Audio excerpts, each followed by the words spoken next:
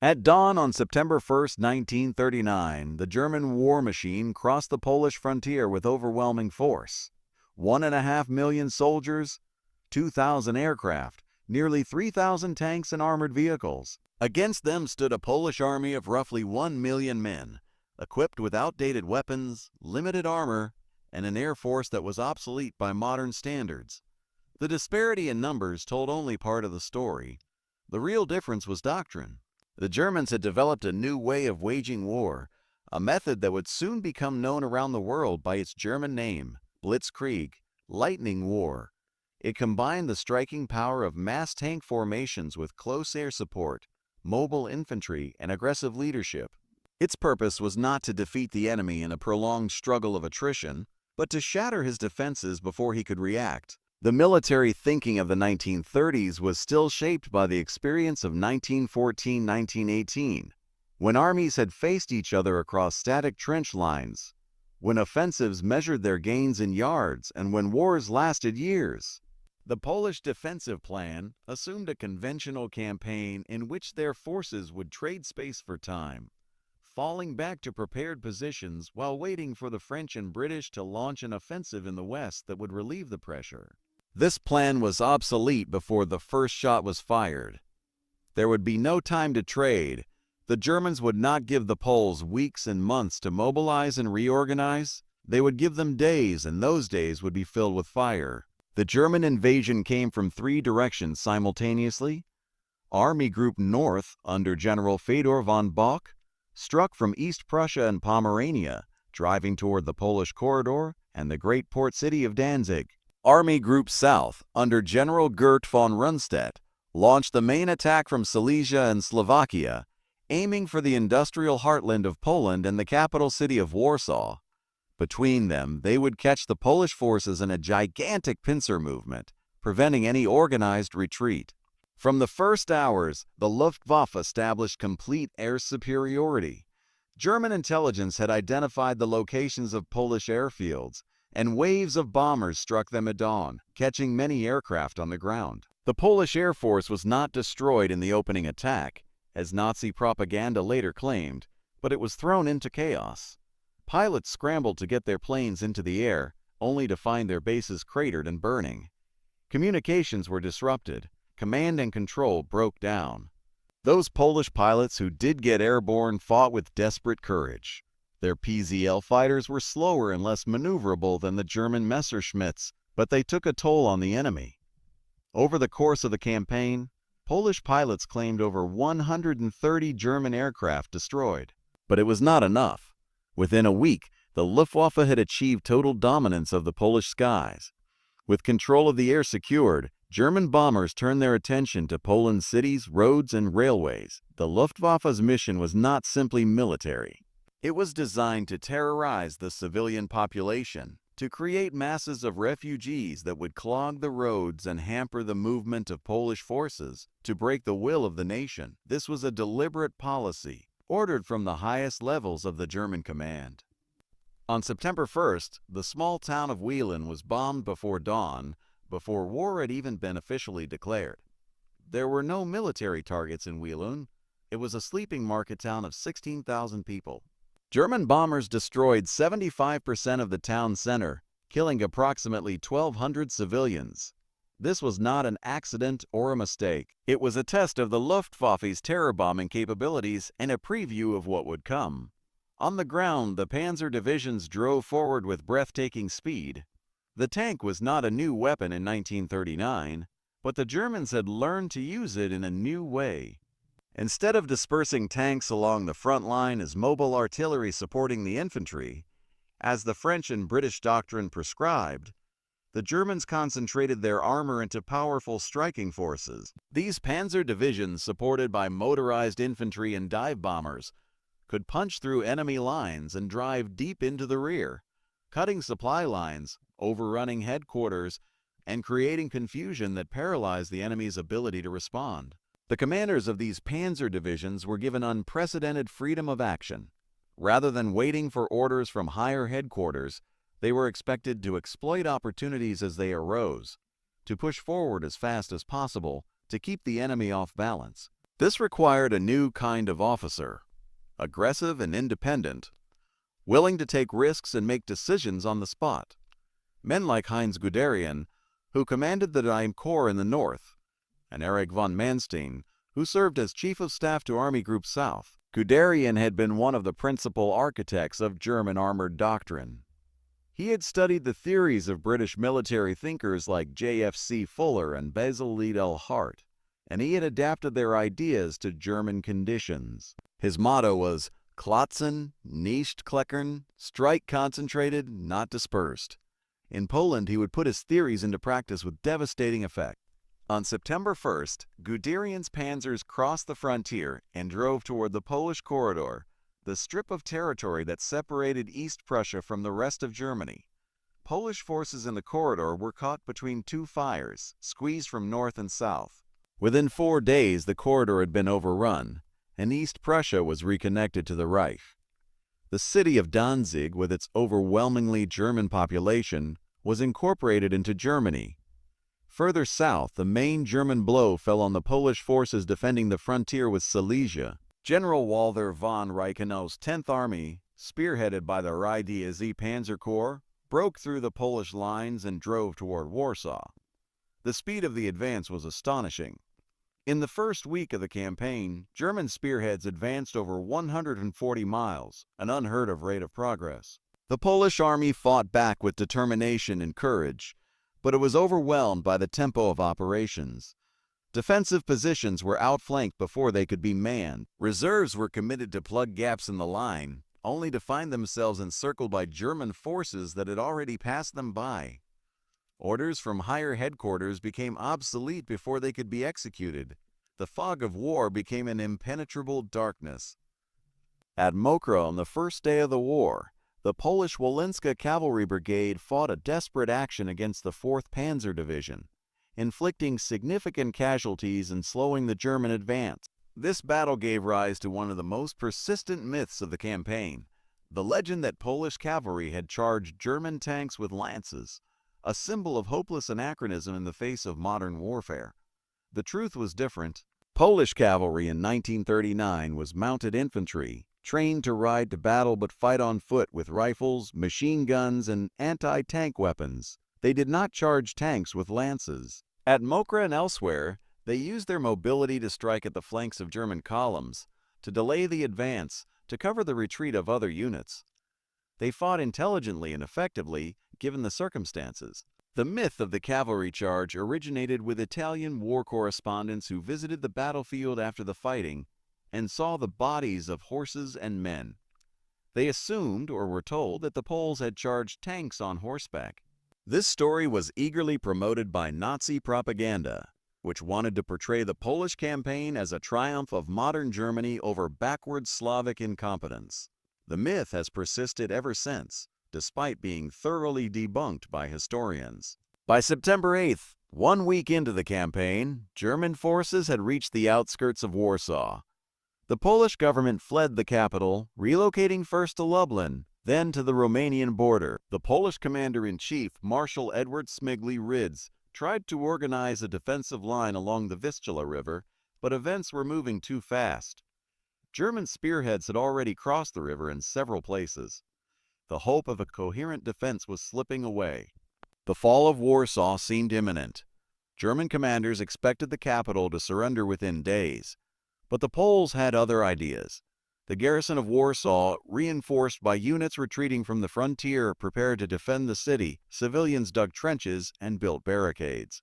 Mayor Stefan Starzyński broadcast daily messages of defiance on Polish radio, rallying the population to resistance. Warsaw would not fall easily. The siege of Warsaw lasted nearly 3 weeks, far longer than the Germans had anticipated. The city was subjected to relentless bombardment from the air and from artillery. Food and water became scarce. Fires burned out of control. Hospitals overflowed with wounded, but the defenders held on, hoping against hope for relief that would never come. On September 9th, the Poles launched a counteroffensive that briefly caught the Germans off guard. The Battle of the Bizura was the largest engagement of the campaign. Polish forces west of Warsaw, rather than retreating into the city, turned and attacked the flank of the advancing German 8th Army. For a few days, there was hope that the German advance might be halted, that the war might take a different course. The Bizura offensive achieved initial success. Polish forces broke through German lines and advanced toward the town of Lexica. German commanders were forced to divert units from the drive on Warsaw to deal with the threat. For a moment, it seemed that the Blitzkrieg might be stopped. But the Germans recovered quickly. Luftwaffe bombers pounded the Polish forces caught in the open. Panzer divisions wheeled around to encircle the attackers. By September 19th, the Battle of the Bizura was over. The Poles had inflicted significant casualties on the Germans, but they had also lost irreplaceable forces. Nearly 170,000 Polish soldiers were killed or captured. The organized resistance west of Warsaw had been broken. As the battle raged, another blow fell on Poland, a blow that sealed the nation's fate. On September 17, 1939, the Soviet Union invaded from the east. The Nazi-Soviet pact, signed less than a month earlier, had included secret protocols dividing Eastern Europe into spheres of influence. Poland was to be partitioned between Germany and the Soviet Union, just as it had been partitioned in the 18th century. Stalin had been waiting, watching the progress of the German campaign, calculating the right moment to claim his share of the spoils. The Soviet invasion came as a devastating shock to the Polish government and military. Poland had maintained a defensive posture on its eastern frontier, keeping substantial forces to guard against a possible Soviet attack. But these forces had been drawn westward to meet the German threat, leaving the eastern border thinly defended.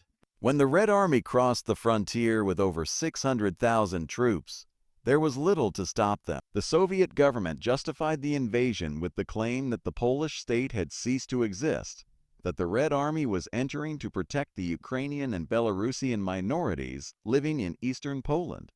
This was a transparent fiction. The Polish government still functioned. Polish forces still fought. The Soviet Union was simply joining in the destruction of a neighboring country. Polish forces in the east, caught between two enemies, faced an impossible situation. Some units fought brief actions against the Soviets before being overwhelmed. Others attempted to retreat toward the Romanian or Hungarian borders, hoping to escape and continue the fight from exile. Most were forced to surrender or were destroyed piecemeal. The behavior of Soviet forces was brutal from the beginning. Officers and officials were separated from ordinary soldiers and subjected to special treatment. Thousands of Polish military officers, policemen, civil servants, and intellectuals were arrested and transported to camps deep in the Soviet Union. Their fate would not become known until years later, when the mass graves of Katyn revealed what had been done to them. On September 18th, the Polish government crossed into Romania, going into exile. President Ignacy Mozicki and Marshal Śmigły left their country, hoping to continue the struggle from abroad. France and Britain were at war with Germany. A new Polish army could be raised on foreign soil. The fight was not over. But for the soldiers and civilians still trapped in Poland, there was no escape. Warsaw continued to hold out, but the situation grew more desperate by the day. On September 25th, the Germans launched their heaviest bombardment yet. Over 1,150 aircraft dropped incendiary bombs and explosives on the city. Artillery pounded the defenses without respite. The city burned. On September 28th, Warsaw surrendered. The garrison had run out of food, water, and ammunition. Continued resistance would only mean more civilian deaths. Mayor Starzyński, who had become a symbol of Polish defiance, was arrested by the Germans. He would die in the Dachau concentration camp in 1943. The last organized Polish resistance ended on October 6th, when the fortress of Kock surrendered after a final battle. The September campaign was over. Poland had been conquered in 36 days. The cost was staggering. Approximately 66,000 Polish soldiers had been killed in the fighting, with another 133,000 wounded. Nearly 700,000 Polish troops were taken prisoner by the Germans, and over 200,000 by the Soviets. Civilian casualties were harder to calculate, but at least 100,000 Polish civilians died in the first month of the war, killed by bombs, shells, and summary executions. German losses were lighter but still significant. Approximately 16,000 German soldiers were killed, with 30,000 wounded. Over 200 tanks were destroyed or damaged beyond repair. The Luftwaffe lost over 500 aircraft. The campaign had not been the easy walkover that Nazi propaganda suggested. On September 28th, Germany and the Soviet Union signed the German-Soviet Boundary and Friendship Treaty, formalizing the partition of Poland. The demarcation line roughly followed the Bug River. Germany took the western two-thirds of Poland, including all the major cities. The Soviet Union took the eastern third, with its substantial Ukrainian and Belarusian populations. Poland ceased to exist as a nation. Its territory was divided, its government in exile, its people subjected to two of the most brutal regimes in human history. What followed was not merely military occupation. It was systematic destruction. Hitler made clear from the beginning that Poland was not simply to be conquered but to be erased.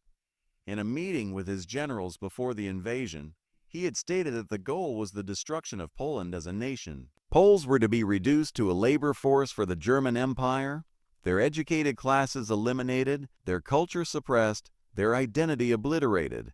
This was not rhetorical exaggeration. It was policy. Within weeks of the conquest, the Germans began implementing a program of deliberate terror. Intellectuals, professionals, priests, teachers, and anyone who might provide leadership to the Polish resistance were targeted for elimination. The campaign was given a name, Intelligence Action. In the first months of occupation, over 60,000 Poles were murdered in mass executions. Professors at Jagiellonian University in Krakow were arrested and sent to concentration camps. Priests were shot in their churches. Lawyers and doctors were rounded up and killed. The goal was to decapitate Polish society, to leave only a leaderless mass of workers. The western portions of Poland were annexed directly into the Reich, their populations subjected to a policy of Germanization. Ethnic Germans from other countries were brought in to settle the land. Poles were expelled from their homes, deported to the rump territory of central Poland that the Germans called the general government. Their property was confiscated. Their businesses were seized. They became laborers in their own land. The general government, administered by Hans Frank from his headquarters in Krakow, was treated as a colonial territory to be exploited without restraint. Frank described his task as turning Poland into a heap of rubble.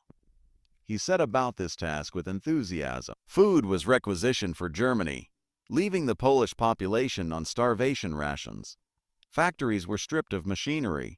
Cultural treasures were looted. Resistance was punished with collective reprisals.